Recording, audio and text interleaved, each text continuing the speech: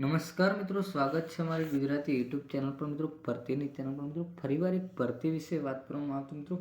Junior ક્લાર્કની મહાનગરપાલિકામાં મિત્રો ટૂંક સમયમાં ભરતી થઈ શકે છે મિત્રો. જોઈએ સંપૂર્ણ વિગતવાર માહિતી આગળ વિડીયોમાં. એના પહેલાં મિત્રો અમારી ચેનલ પર નવા હતો ચેનલને સબસ્ક્રાઈબ કરી દેવી, કારણ કે આવનારી સરકારી ભરતી, સરકારી યોજના કે સરકારી ભરતીની માહિતીની અપડેટ સૌપ્રથમ તમારા મોબાઈલના નોટિફિકેશન પર જણાવવામાં આવશે. મિત્રો હવે જોઈ લઈએ જુનિયર ક્લાર્કની વય મર્યાદા, પગાર ધોરણ, ભરતી વિશેની વિગતવાર. તો મિત્રો જોબ વેકન્સી વિશે વાત કરવામાં આવે તો મહાનગરપાલિકામાં જુનિયર ક્લાર્કની 170 જગ્યાઓની ભરતી કરવામાં આવશે મિત્રો. ટૂંક સમયમાં ભરતી કરવામાં આવશે મિત્રો.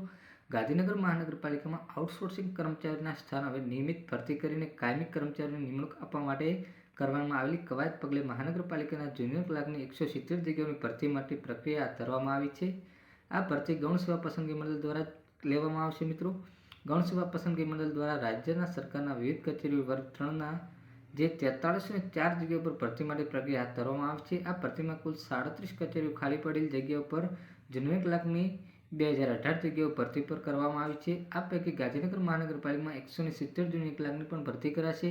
મનપા શરૂઆતમાં તબક્કામાં આર્થિક બોજ ન વધે તે માટે કાયમી ભરતી ઓછી કરાઈ હતી, તે પછી તબક્કાવાર ભરતી કરાઈ હતી. જોકે હવે મહાનગરપાલિકામાં ધીમે ધીમે આઉટસોર્સિંગ ઘટાડીને કાયમી ભરતી કરવાનો નિર્ણય સરકારે લીધો છે, જેના પગલે એક સાથે 170 જુનિયર ક્લાર્કની ભરતી કરવામાં આવશે મિત્રો. ભરતી કરવામાં આવશે મિત્રો. તો મિત્રો ભરતીનો વિડીયો તમને ગમ્યો હોય તો વિડીયોને લાઇક કરી દેજો, અને મિત્રો આ ચેનલ પર નવા હો તો ચેનલને સબસ્ક્રાઈબ કરી દેવી, કારણ કે આવનારી સરકારી ભરતીની અપડેટ સૌપ્રથમ તમને મળી રહે મિત્રો.